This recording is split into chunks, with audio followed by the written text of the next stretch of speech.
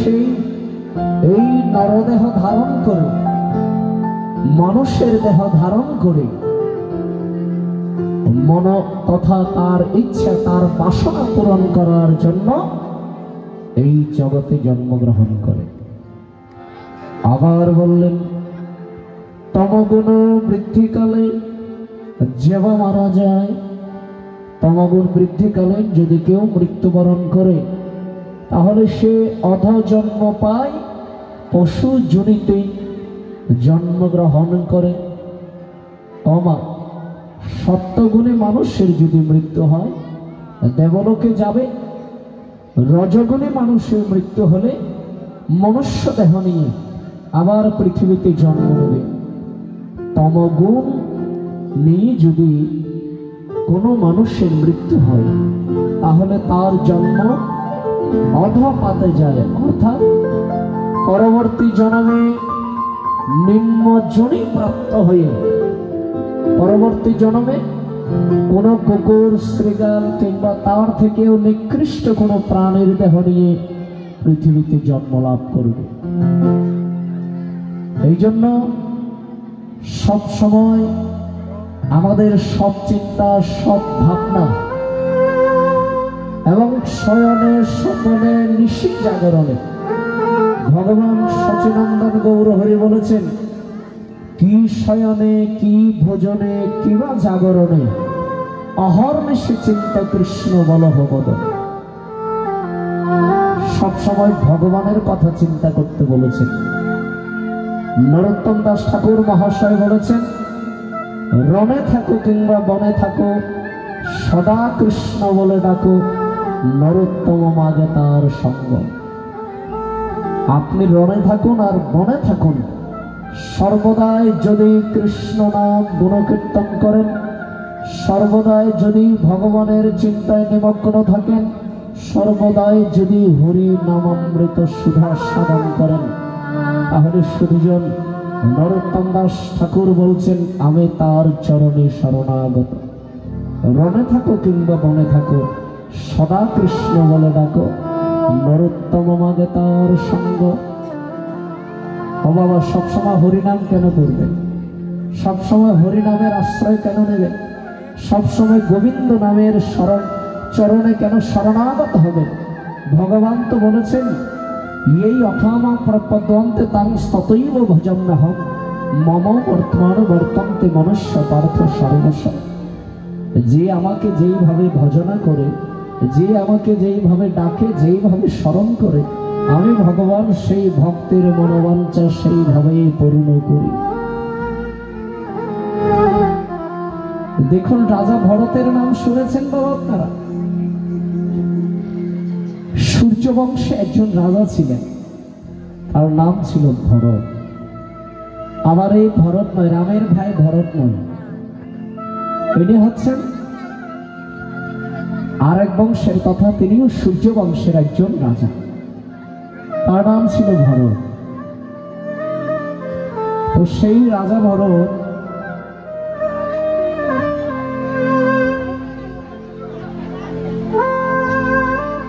ঠিক আছে, তো সেই রাজা ভরত খুব ধার্মিক ছিলেন। বাবা, কথাটা একটু মনোযোগ দিয়ে শুনবেন, একটু মনোযোগী হবেন না। তো সেই রাজা ভরত খুব ধার্মিক ছিলেন, কৃষ্ণ ভক্তি, নিত্য হরিনাম এবং ভগবত অর্চনা করতেন। খুব ধার্মিক প্রকৃতির মানুষ ছিলেন। একদিন দৈবক্রমে এক ব্যাঘ্র, অর্থাৎ একটি বাঘ, এক হরিণী, ওই হরিণে অন্তঃসত্ত্বা ছিল, গর্ভবতী ছিল। এখন সেই বাঘের হুঙ্কারে, বাঘের চিৎকারে হরিণী কি করলো? আতঙ্কিত হয়ে, ভয়ে ওই অন্তঃসত্ত্বা হরিণীর অকালেই বাচ্চা প্রসব হল।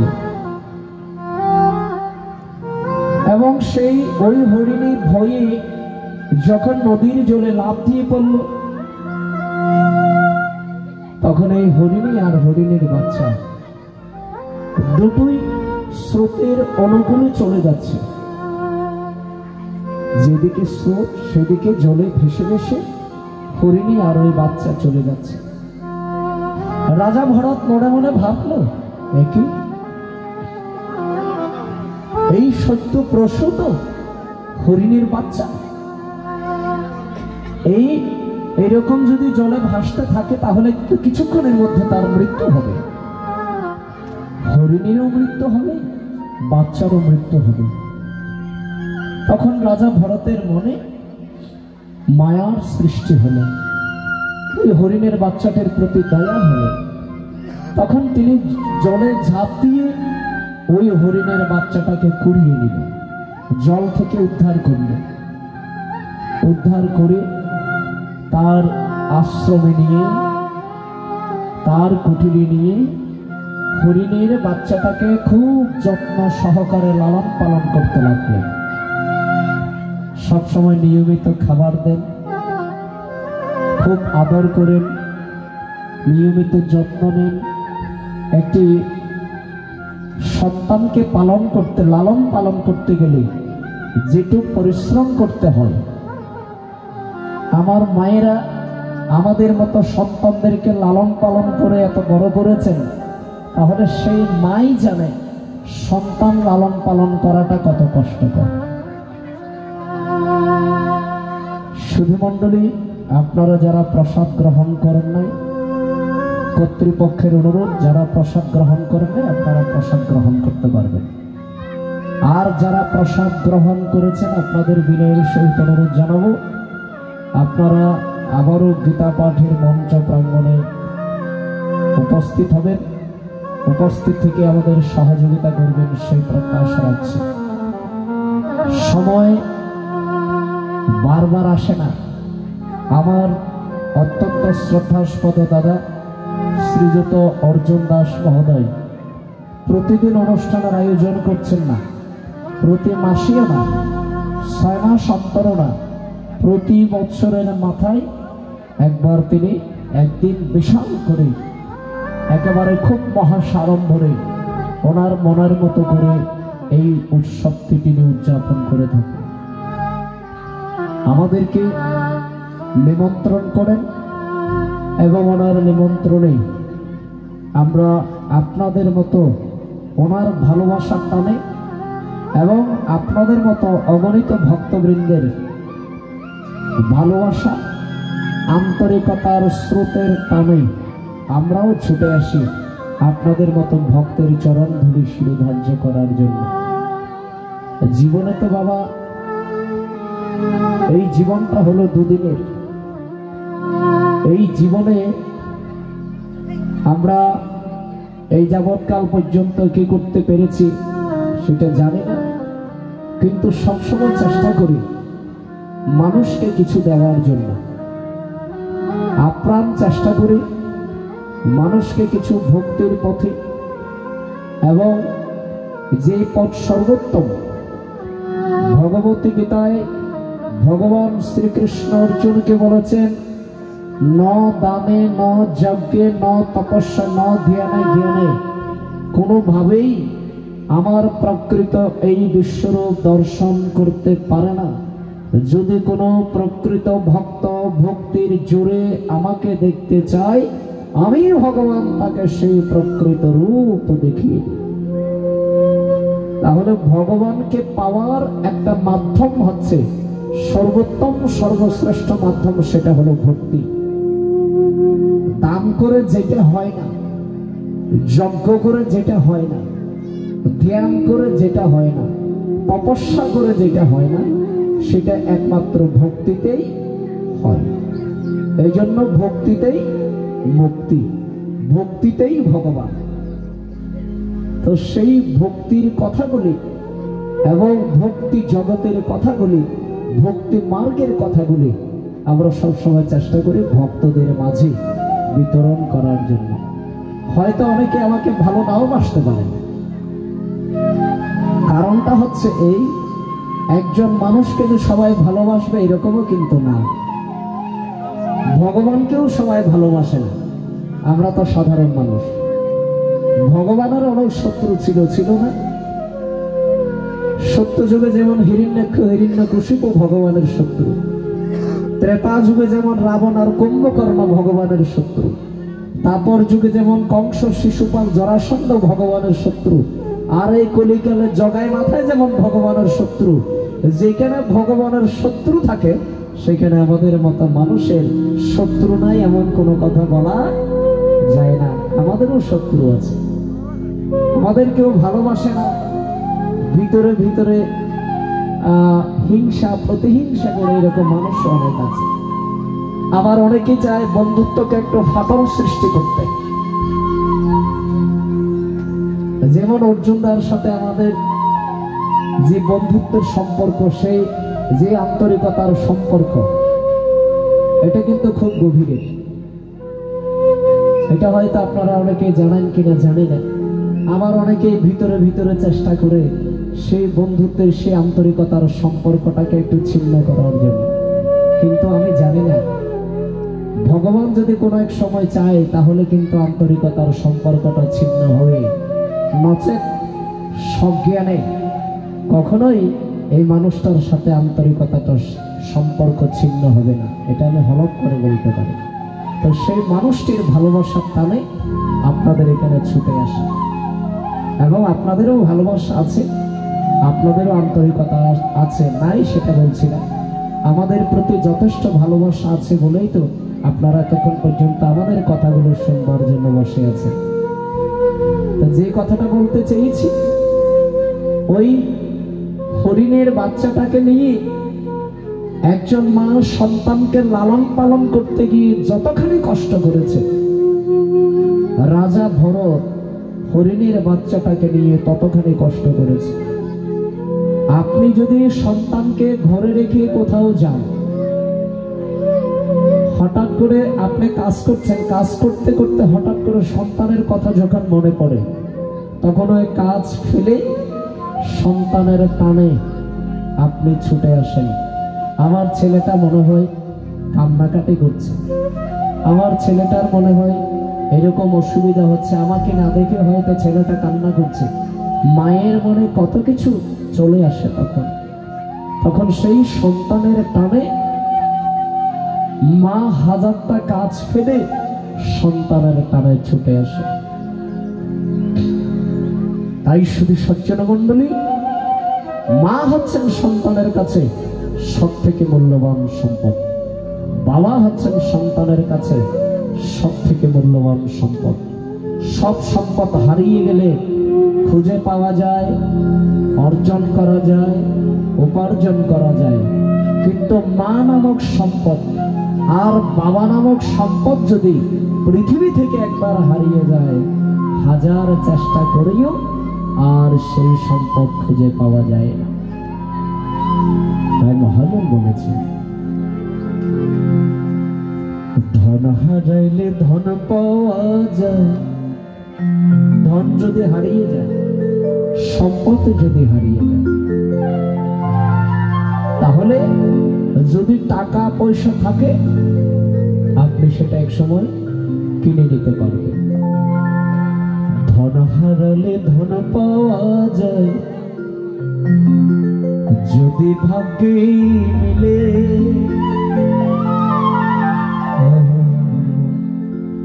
সোনা দানা গয়না গাটি যদি হারাই যায় রে,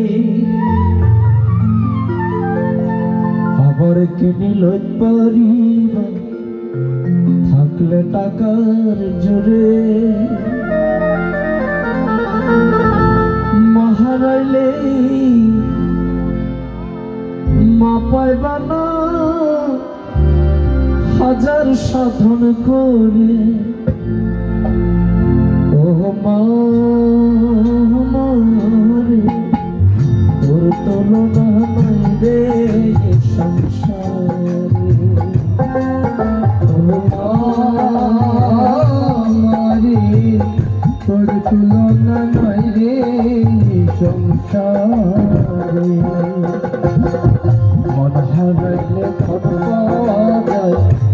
যদি ভাগ্যে মিলে সোনা দান গয়না গাটি যদি হারাই যাইলে মা হারাইলে মা পায় বানা হাজার সাধন করে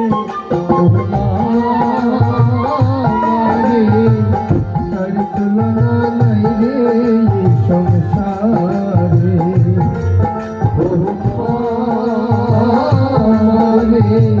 তোর তুলনা নাই রে সংসারে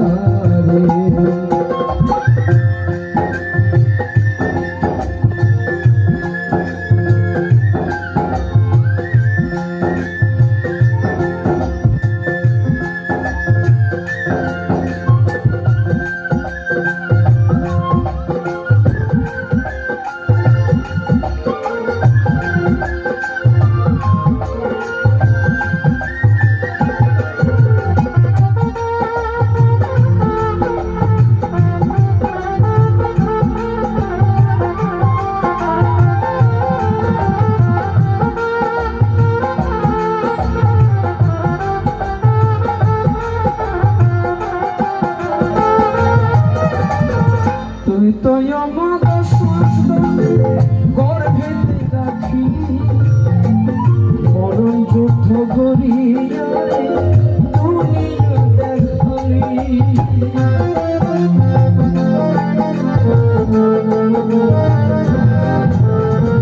তুই তো আমার 10 মাস 10 দিন গর্ভেতে রাখি মরণ যুদ্ধ করিয়া ওরে বাঁচে থাকতে করে বললো বাঁচি থাকতে করে বললো বাঁচে থাকতে করে বললো নবুঝি ও মা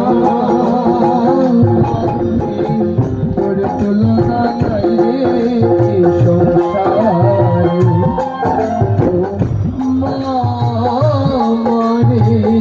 তোর তুলনা নাই রে এই সংসারে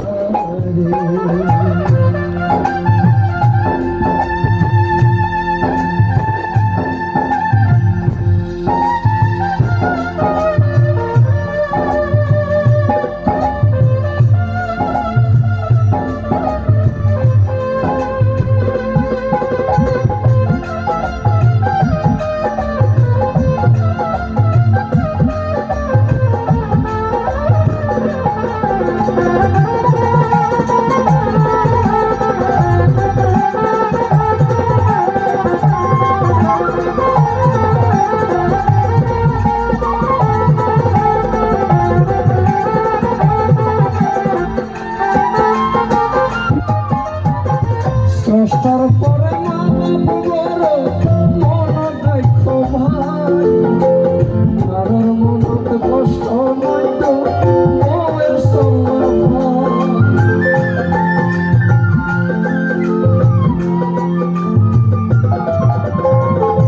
অতীব বাস্তব কথা আমাদের ছেলেরা অনেক সময় স্ত্রীর কথায় সংসার থেকে আলাদা হয়ে যায় বৃদ্ধ বয়সে মা বাবাকে কষ্ট দেয় কিছুদিন আগে আমার এক গুরু সূত্রে তিনি পিসি সেই পিসিমার খুব অসুস্থ ছিল একদিন ফোন করে জিজ্ঞাসা করলাম পিসি কেমন আছে বলে বাবা ভালো নয় হার্টের সমস্যা এবং কোনো কাজ করতে পারছি না উনি এবার প্রসাদে জিজ্ঞাসা করলাম আপনার পুত্রবধূরা কবি বলে আছে তোমাকে কোনো কাজকর্ম করে দেয় উনি দুঃখ প্রকাশ করে বললেন যে ঘরের মধ্যেই পুত্রবধূ আছে ছেলে আছে কিন্তু সেই অসুস্থ বৃদ্ধ মায়ের খবর নিচ্ছে তাই মহাজন বলছে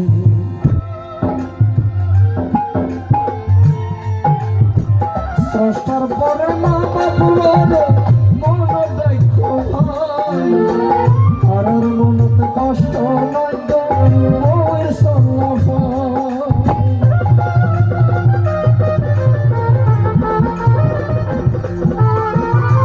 অনুরোধ জানাবো মায়েদেরকে, মহাজন বলেছেন